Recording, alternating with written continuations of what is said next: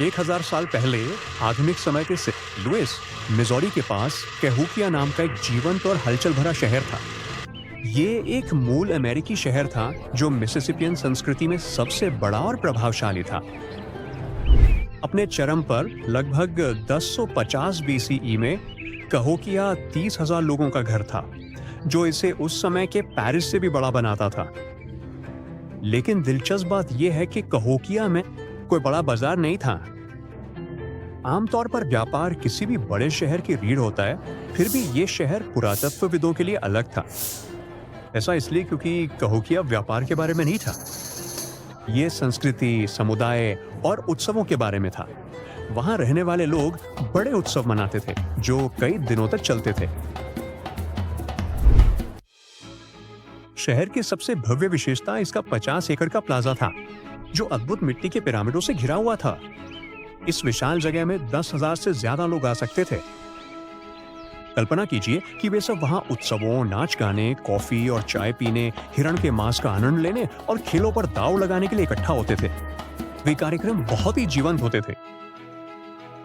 कैहोकिया के लोग शानदार पोशाकें पहनते थे, अपने बालों को दिलचस्प तरीके से संवारते थे और शरीर पर टैटू बनवाते थे। खिलाड़ी चंकी नाम का खेल खेलते थे, जहां वे लुढ़कते पत्थर के डिस्क पर भाले फेंकते थे और जितना संभव हो सके करीब पहुंचने की कोशिश करते थे। भीड़ का शोर हवा में गूंजता था और कलाकार अपना कौशल दिखाते थे। ये जश्न इतने जबरदस्त थे कि उन्होंने इतिहास में अपनी छाप छोड़ दी। पार्टियां खत्म होने के बाद कैहोकिया के लोग बचा हुआ सामान गड्ढों में फेंक कर सफाई करते थे। पुरातत्वविदों ने इन कचरे के गड्ढों का पता लगाया है। भोजन भोजन के अवशेषों और मिट्टी के बर्तनों से भरे हुए थे। अकेले एक गड्ढे में 2000 हिरणों के अवशेष मिले, और वो भी सिर्फ एक ही कार्यक्रम के। उन्हें योपोन हॉली के निशान भी मिले, जो एक कैफीन युक्त पौधा है और सैकड़ों मील दूर से लाया जाता था। यह दिखाता है कि कैहोकिया के लोग अपने उत्सवों में कितनी मेहनत और सोच लगाते थे। क्या आप ऐसे शहर में रहना चाहेंगे? लेकिन खेल और मौज मस्ती के अलावा कैहोकिया गहरा, जटिल और आध्यात्मिक भी था। यह शहर एक ऐसे परिदृश्य पर बना था जहां सूखी जमीन और दलदली इलाके मिले जुले थे। कई लोगों का मानना था कि ये जीवित और मृत दुनिया के बीच के संबंध का प्रतीक है। कैहोकिया के लोग अपने शहर को इन दो लोगों के बीच एक सेतु के रूप में देखते थे। उन्होंने मिट्टी के टीले बनाए, जो समारोहों और अनुष्ठानों के साथ साथ निर्माण सहायता के लिए भी थे। ये टीले दलदली इलाकों से ऊपर उठे हुए थे। वहीं दूसरी ओर लोग सूखे स्थानों पर बस गए। ऊंचे रास्तों ने इन मोहल्लों को जोड़ा, जिससे जीवन और मृत्यु के बीच एक भौतिक कड़ी बन गई। क्या यह दुखद नहीं है कि कुछ प्राचीन महानगर जो आकार में आधुनिक शहरों को टक्कर देते थे, बस गायब हो गए? कैहोकिया की कहानी 1350 सीई के आसपास एक शांत अंत पर आ गई। जब शहर को छोड़ दिया गया था, ये सब पर्यावरण और मौसम में बदलाव, बाढ़ और अन्य समस्याओं के कारण हुआ। लेकिन कैहोकिया का प्रभाव इतना बड़ा था कि ये दूर दराज के स्थानों तक फैल गया।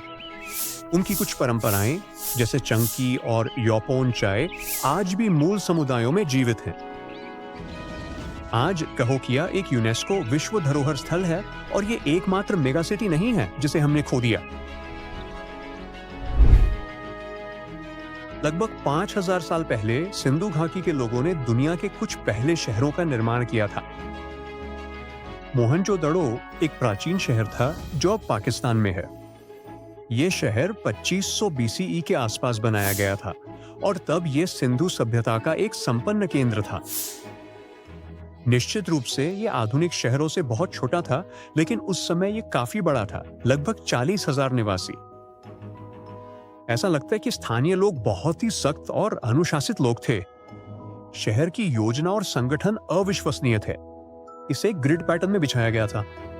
सड़कें और महत्वपूर्ण इमारतें उत्तर दक्षिण अक्ष के साथ संरेखित थीं, शायद सूरज और चंद्रमा की गति से मेल खाने के लिए। उन्होंने अपने समय के जल और अपशिष्ट प्रबंधन के लिए सबसे उन्नत प्रणालियों में से एक का निर्माण भी किया। शहर में लगभग 700 कुएं थे। लगभग हर घर का अपना कुआं था। अधिकांश घरों में जल निकासी और यहां तक कि भूमिगत सीवर के साथ निजी बाथरूम भी थे। ये दर्शाता है कि ये लोग साफ सफाई रखने में कितने कुशल थे। और इस सारे अनुशासन के साथ ऐसा लगता है कि वहां कोई राजा, रानी या केंद्रीय सरकार भी नहीं थी। उनके पास अभी भी कुछ अधिकार हो सकते थे, जैसे स्थानीय अभिजात वर्ग या निर्वाचित अधिकारी, बस एक शास्त्रीय सख्त राजशाही या धर्म नहीं था। इसके बजाय वहां के लोग सादगी और व्यवस्था की परवाह करते थे। उन्होंने मूल रूप से खुद को प्रबंधित किया। चीजों को करने के मानकीकृत तरीके थे, औजारों और बर्तनों के बनने के तरीके से लेकर उनके व्यापार करने के तरीके तक।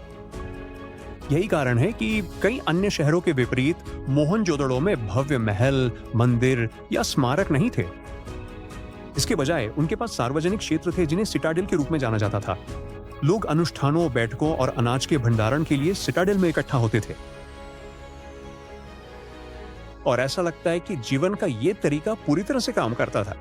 वैज्ञानिकों को कुछ मोहरे और बाट मिले, जिसका अर्थ है कि अर्थव्यवस्था अच्छी तरह से विनियमित थी। पुरातत्वविदों को हाथी के दांत, लैपिस लाजुली, कार्नेलियन मोतियों और सोने के गहनों जैसी कुछ जटिल कलाकृतियां मिली। एक और प्रसिद्ध खोज डांसिंग गर्ल के नाम से जानी जाने वाली छोटी कांस्य प्रतिमा है, जिसकी खोज 1926 में हुई थी।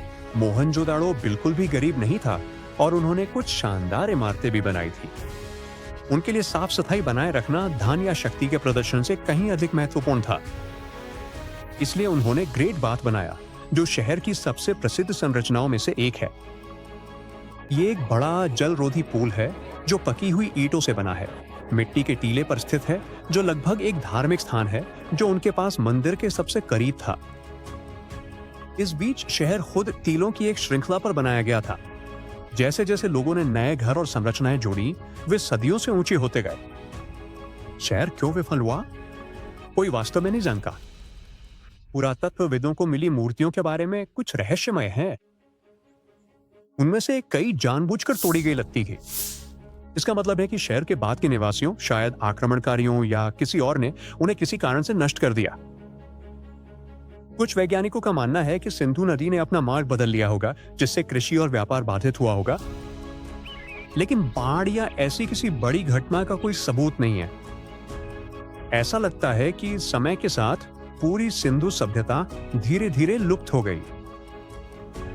1900 ईसा पूर्व तक संस्कृति बदल गई थी और अपने पीछे बहुत कुछ नहीं छोड़ा था।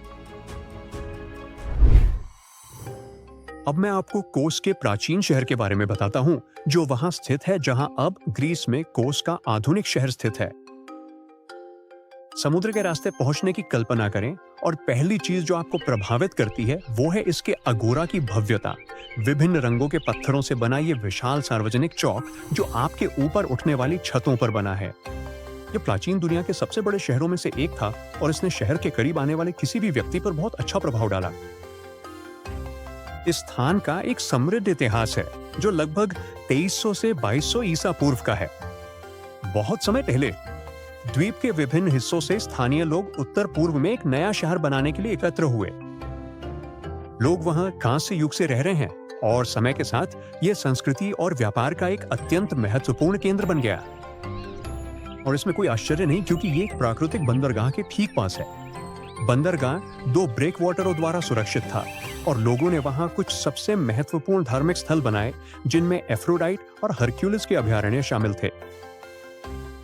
हालांकि कोस केवल सुंदर ही नहीं, इसका डिजाइन कुछ शानदार था।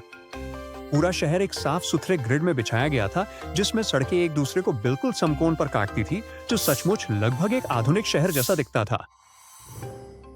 इसकी वजह से यहां घूमना बहुत आसान था और ये ब्लॉक या इंसुले इतने बड़े थे कि इनमें कई बड़े घर समा सकते थे। 6वीं शताब्दी ईस्वी तक कोस में काफी हद तक कोई बदलाव नहीं आया। समय के साथ इसका आकार धीरे धीरे छोटा होने लगा और ये अब के चोरा पड़ोस की दीवारों के भीतर ही सिमट कर रह गया। वहीं पल्मायरा ईसा पूर्व 3री सहस्त्राब्दी के आसपास एक खूबसूरत नखलिस्तान के चारों ओर बसा एक प्राचीन शहर था। मूल रूप से तादमोर के नाम से जाना जाने वाला यह शहर सिल्क रोड पर एक प्रमुख पड़ाव के रूप में फला फूला, जो निकट पूर्व को एशिया से जोड़ता था। यह व्यापार और संस्कृति का एक समृद्ध केंद्र था। वहां एक बाजार, सभा भवन और भव्य द्वार थे। दूसरे शब्दों में कहें तो ये जगह जीवन से भरपूर थी। ये शहर अपने इतिहास में बिजांटिन से लेकर अरब खिलाफत तक कई हाथों से गुजरा है। शायद इसीलिए यहाँ की वास्तुकला शानदार थी, जिसमें ग्रीको रोमन, फारसी और अरबी शैलियों का दिलचस्प मिश्रण था, जैसे बेल का मंदिर, ग्रेट कॉलोनेड और रोमन शैली का थिएटर। लेकिन बाकी सभी की तरह समय के साथ इसका भी पतन हो गया। पल्मायरा का महत्व कम हो गया और 1400 के दशक की शुरुआत तक ये काफी हद तक नष्ट हो चुका था, लेकिन कम से कम इसके अवशेष तो बचे रहे। अभी वे यूनेस्को की विश्व धरोहर स्थल है।